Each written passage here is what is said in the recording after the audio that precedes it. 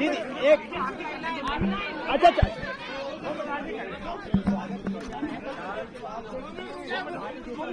2 minute रुक जाओ, उसके बाद सफाई किया जा रहा है और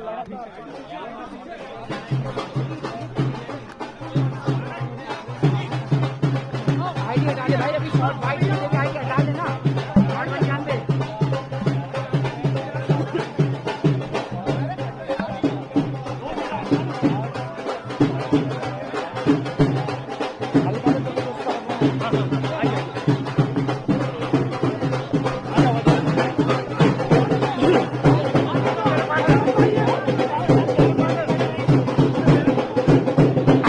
दुर्गेश आईडी नीचे कर लेना, अभी नहीं लग रही भाई, भाई मेरा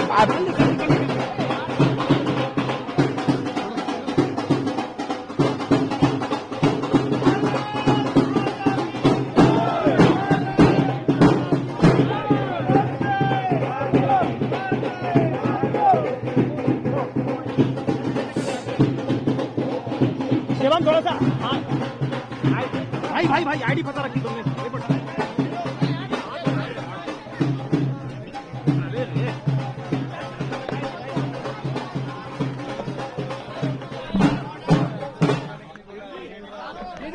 आराम से भाई, आराम से।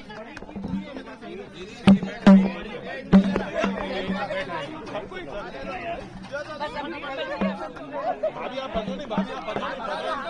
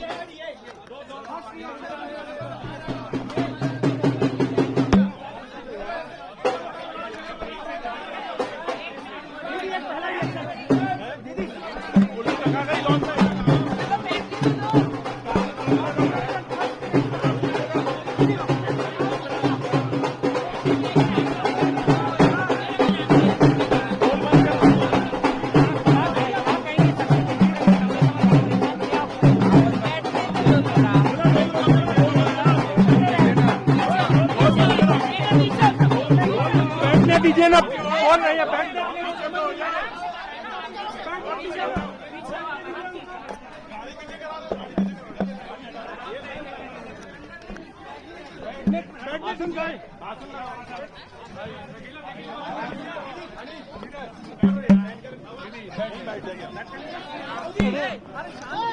नितिन क्या कर रहा है? नितिन क्या कर रहा है? ताकत दिखाएंगे भाई, आप बैठ दो,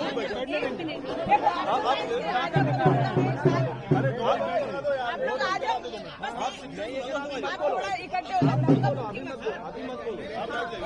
आप अंदर चलिए, जाओ आप अंदर।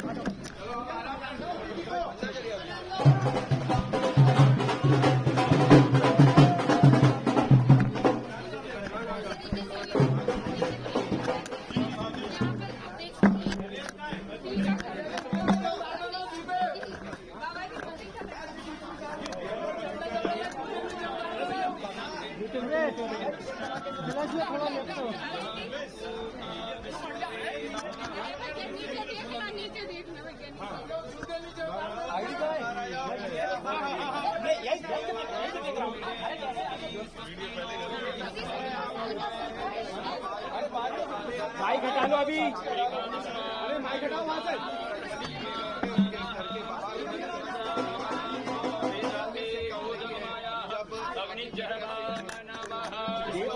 खड़े पीछे कर कैमरा।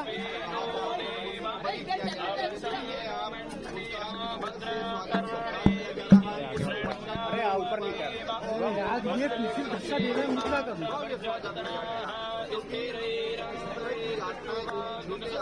और उसके बाद कांग्रेस की ओर से, विपक्ष की ओर से जब समय समय पर उन पर कटाक्ष किया जाता था,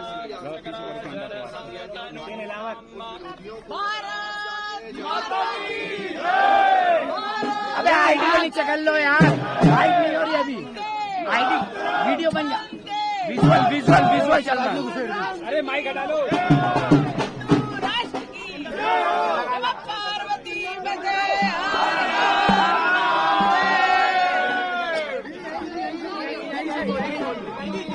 बताइए, आपको प्रताड़ित किया जा रहा था, किन किन का नाम उगलवाने के लिए किया जा रहा था?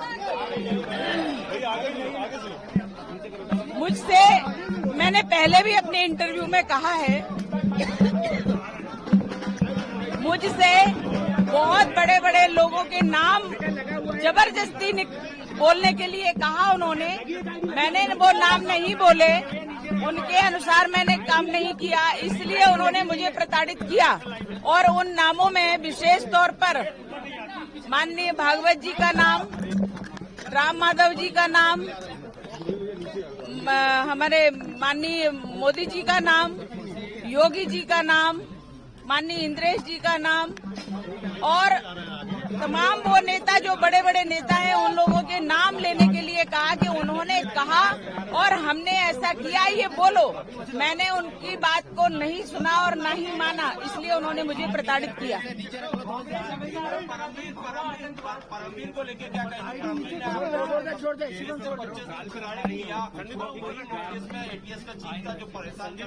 मैंने बार बार ये कहा है, बहुत ही निकृष्ट, बहुत ही अधम व्यक्ति है परमवीर सिंह, क्योंकि उसने हर सीमा पार की है, हर कानून को तोड़ा है और कानून से बाहर जाकर के उसने मुझे प्रताड़नाएं दी हैं। अकेले परमवीर सिंह ने नहीं, पूरे एटीएस के अधिकारियों ने प्रताड़ित किया है, पुरुषों ने प्रताड़ित किया है, हर कानून को तोड़ा है उन्होंने। मुझे गैर कानूनी 13 दिन तक रखा और 11 दिन की कस्टडी, इस प्रकार से मैं 24 दिनों तक पुलिस कस्टडी में रही और प्रताड़नाएं झेलती रही एटीएस की। जब आपको अरेस्ट किया था उस समय इंदौर, शाजापुर के कुछ और लोग जिन्हें अरेस्ट किया था, वो उन्होंने पूरे देश में एटीएस वालों ने एक पूरा भय बना करके रखा था। मध्य प्रदेश में और पूरे देश में इस प्रकार का भय बनाया कि कोई भी व्यक्ति अपनी भावना व्यक्त कर ही नहीं पा रहा था। जो लोग अंदर गए, जो सत्य के लिए लड़ रहे थे, उनके लिए भी कोई कुछ नहीं कह पाया। भयभीत करने का प्रयास था और भयभीत किया उन्होंने, क्योंकि कांग्रेस का शासन था महाराष्ट्र में, देश में कांग्रेस का यूपीए का शासन था, इसलिए उन्होंने पूरी एजेंसियों का, जो सरकारी एजेंसी है, सबका दुरुपयोग किया और उनको भ्रष्ट बनाया। ये पूरे यूपीए सरकार का काम था। कई लोग अभी भी मिसिंग है। कुछ लोग ऐसे जो इन्होंने प्रताड़नाएं दी एटीएस वालों ने, तो वो लोग अपनी जान गंवा दिए, यानी देश पर आहूत हो गए हैं। लेकिन उनकी पत्नी को आज पता नहीं है कि उनकी डेड बॉडी कहाँ है, वो कहाँ है। उनकी पत्नी कहती है, मैं सदवा हूँ या विधवा हूँ, मुझे कहिए जज साहब, बताइए मुझे। और इसलिए एक व्यक्ति नहीं, कई लोग ऐसे हैं जिनको मारा पीटा और मार डाला, लेकिन उनके आज रिकॉर्ड भी खत्म कर दिए गए। मुस्लिम वर्ग को आकर्षित करने के लिए क्या भगवा आतंकवाद जैसा शब्द गढ़ा गया? हमेशा से मुस्लिमों के लिए उन्होंने तुष्टीकरण की नीति अपनाई है। कांग्रेसियों ने अपने शासन में उन्होंने भरपूर उपयोग किया और हिंदुओं को प्रताड़ित किया। हिंदुओं को किसी भी प्रकार से जो प्रताड़ित कर सकते थे, जेल में डाल सकते थे, उनको मार सकते थे, उनके ऊपर झूठे केस लगा सकते थे, वो सब कुछ किया। और देश के तो छोड़ो, भगवा को आतंकवाद कह दिया, हिंदुत्व को आतंकवाद कह दिया। ऐसी निकृष्टता, इतने निम्न स्तर की सोच कांग्रेस रखती है और कांग्रेस ने ये कुचक्र रचा और ये देशद्रोहिता में आता है।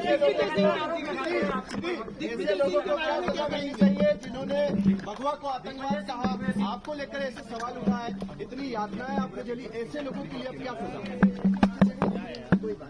जो लोग इस प्रकार के षड्यंत्र किए, देश के विरुद्ध, धर्म के विरुद्ध, हिंदुत्व के विरुद्ध, जिस प्रकार से उन्होंने षड्यंत्र किए और इतने सभी लोगों को, सेना को उन्होंने टारगेट किया, संतों को टारगेट किया, संघ को टारगेट किया और इस प्रकार से टारगेट करके ये सब देशभक्त हैं। ये सब देशभक्त हट जाएंगे तो कांग्रेस का फुल फ्लैश शासन आ जाएगा, ये उनकी नीति थी।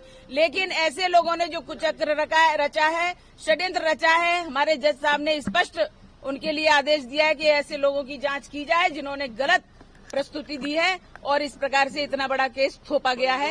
इनकी जांच हो और सजा हो, उनको निश्चित रूप से जांच होगी तो सजा होगी। दिग्विजय सिंह के लिए स्पेसिफिक दिग्भ्रमित का मेरे पास कोई उत्तर नहीं है। वो तो व्यक्ति बोलने लायक ही नहीं, उसका नाम ही नहीं लेना चाहिए। जो सुबह और दोपहर में उसका नाम लेगा उसका दिन खराब हो जाएगा। क्या आप इनके खिलाफ कोर्ट जाएंगी जिन्होंने आपको भगवा आतंकवादी का?